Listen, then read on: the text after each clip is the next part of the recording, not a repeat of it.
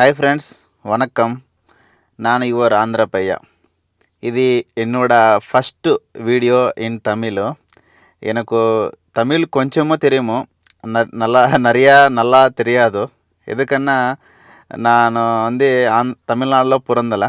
So என்னோட concept என்னன்னா, போர்ச்சுகல்ல என்ன நடக்குது, என்ன எப்படி எப்படி வர்றோமோ, எப்படி போவோமோ, வேலை எப்படி இருக்கும், சம்பளம் எப்படி இருக்கும், இதெல்லாம் சொல்கிறது என்னோட வேலை.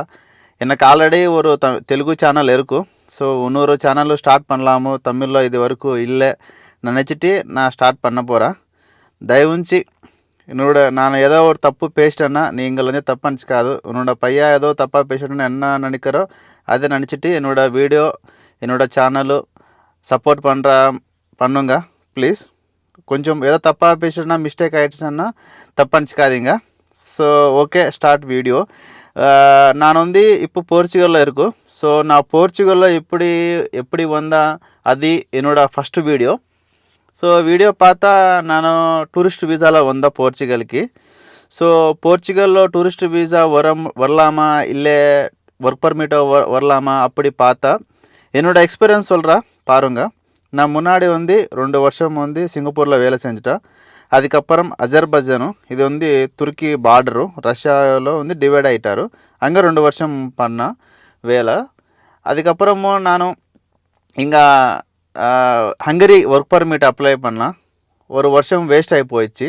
எம்பசி கூட போயிட்டு வந்துட்டேன். அதுக்கப்புறம் ரிஃப்யூஸ் ஆகிடுச்சு.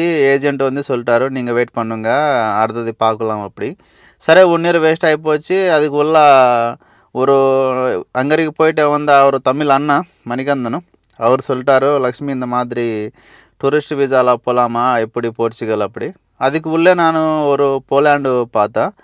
ஸோ ஆனால் அந்த பணமில் ஒரு போலாண்டுக்கு அனுப்புகிறாங்க, இது நல்ல ஆள் தான், இங்கே இது பார்க்கலாம் அப்படின்னு சொன்னேன். ஸோ அவர் கூட எனக்கு கூட வந்துட்டார் போலாண்டுக்கு அப்ளை பண்ணுறதுக்கு.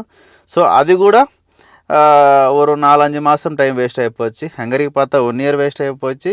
அதுக்கப்புறமும் போலாண்டுக்கு பார்த்தா இது ஒரு 4-5 மாதம் வேஸ்ட் ஆகி போச்சு. ஸோ அப்படி 2 டைம் வேஸ்ட் ஆகி போச்சு, இன்க்ளூடிங் பணம் கூட வேஸ்ட் ஆகிடுச்சு. உங்களுக்கு தெரியும், ஏஜென்ட்டு யாருமே அட்வான்ஸ் இல்லாமல் வேலை பார்க்க மாட்டோம். ஸோ அதனால தான் 2 வேஸ்ட் ஆகி போச்சு. சார் லாஸ்ட்டு நம்மளை எப்படியாலும் சரி போர்ச்சுகல் போயிட்டே ஆகணும், யூரோப் போகணும். அதனால தான் என்ன பண்ணிட்டாச்சு, டூரிஸ்ட் வீசாக்கு அப்ளை பண்ணிட்டாச்சு. ஸோ அது முதல்ல அட்வான்ஸு கொடுத்துட்டா.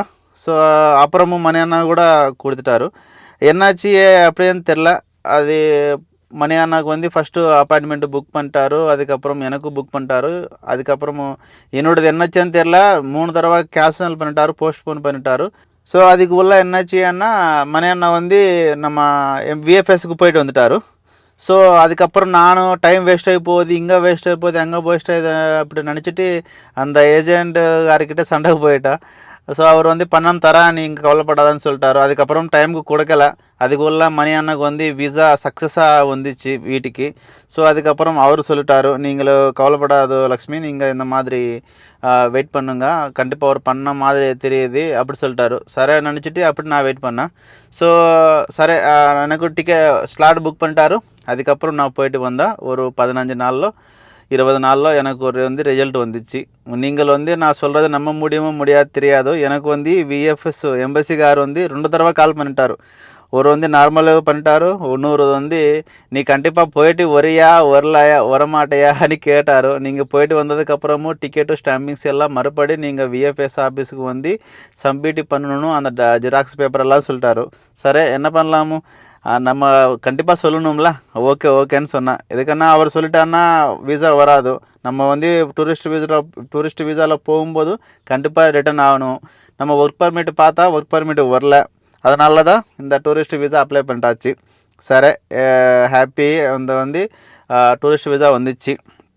ஸோ அதுக்கப்புறமும் நம்ம ட்ராவல் நம்மளோட ரிஸ்க்கு தான். அவருக்கு எந்த ரிஸ்க்குமே பார்க்க மாட்டான். நமக்கு வீசா கையில் கொடுத்துட்டாரா, அவ்வளோ வேலை முடிஞ்சு. அதுக்கப்புறமும் நானும் ஃப்ரான்ஸு வந்தேன். ஃப்ரான்ஸு டு பஸ்ஸு பிடிச்சிட்டு நம்ம போர்ச்சுகல் இறங்கிட்டேன். இறங்கிறதுக்கப்புறம் எங்களோட ஒரு ஃப்ரெண்டு இருக்கும், அந்த பையன் தான். அவர் எனக்கு நல்லா ஹெல்ப் பண்ணிட்டாரு. இந்த டிஆர்சிக்காக, ரூமுக்காக, இதெல்லாம் ஹாப்பியாக நடந்துச்சு. எதுக்குன்னா நம்ம ஒரு நாடுக்கு போகும்போது அந்த நாடில் நம்ம ஒரு ஆள் இருக்கணும், இல்லைன்னா ரொம்ப கஷ்டமும். அது என்னோடய எக்ஸ்பீரியன்ஸு. இன்னொரு விஷயம் என்னன்னா, இங்கே கொஞ்சம் வேலை கொஞ்சம் கஷ்டம் தான், வந்த உடனே வேலை கிடைக்காது. ஸோ அது நெக்ஸ்ட்டு நான் வீடியோஸ்லாம் நான் உங்களுக்கு சொல்கிறேன், என்ன வேலை எப்படி, என்ன பண்ணணும், என்ன பண்ணிட்டா இப்போ ஹாஸ்பிட்டல்ஸ் எப்படி இருக்குது இதெல்லாம். இது வந்து என்னோடய இன்ட்ரடக்ஷன் வீடியோ அனுப்பிச்சிக்கோங்க. என்னோடய வீடியோவுக்கு கொஞ்சம் சப்போர்ட் பண்ணுங்க. நீங்கள் எங்கே லைக் பண்ணிவிட்டு அந்த மாதிரி எல்லாம் பாருங்கள். மேக்ஸிமம் இது கொஞ்சம் கவர் பண்ண மாதிரி தெரியுது. அப்புறம் ஏதோ ஒன்று மிஸ்டேக் ஆகிடுச்சு, ஏதோ ஒன்று சொல்லலைன்னா நான் அடுத்த வீடியோவில் சொல்ல போகிறேன். இது வந்து கொஞ்சம் நார்மலு. லிப் ரீடிங் வந்து மேட்ச் ஆகலைன்னு நினச்சிக்காதீங்க. நான் மறுபடியும் சொல்கிறேன், இது வந்து ஆந்திரா தெலுங்கு யூடியூப் சேனலில் வந்து ரிலீஸ் ஆகிடுச்சு இந்த வீடியோ. அதுக்கும் நான் டப்பிங் பண்ண போகிறேன். இதுக்கப்புறம் எந்த வீடியோ நான் வீடியோ எடுத்துட்டால் கூட அந்த வீடியோ தமிழில் கூட நான் போஸ்ட் பண்ண போகிறேன் இந்த சேனலில் பாருங்கள். நான் எதுக்கும் இந்த மாதிரி சொல்கிறேன்னா, உங்களுக்கு தெரியுமோ ஏஜென்ட்டு சொல்லும்போது ஒன்று வார்த்தை சொல்லுவார், அதுக்கப்புறமும் இங்கே நடக்காது ஒன்றும். ஸோ நீங்கள் வந்து எந்த நாடுக்கு போகும்போதும் அந்த நாடை பற்றி உங்களுக்கு தெரியுமான்னா, நீங்கள் வந்ததுக்கப்புறமும் கொஞ்சம் ரிஸ்க் இருக்காது. ஓகே, நம்ம அந்த நாடு பற்றி இப்படி இருக்கும், நம்ம இங்கே அட்ஜஸ்ட்மெண்ட் பண்ணணும் அந்த மாதிரி. ஸோ அடுத்த வீடியோஸ் எல்லாம் பாருங்கள்.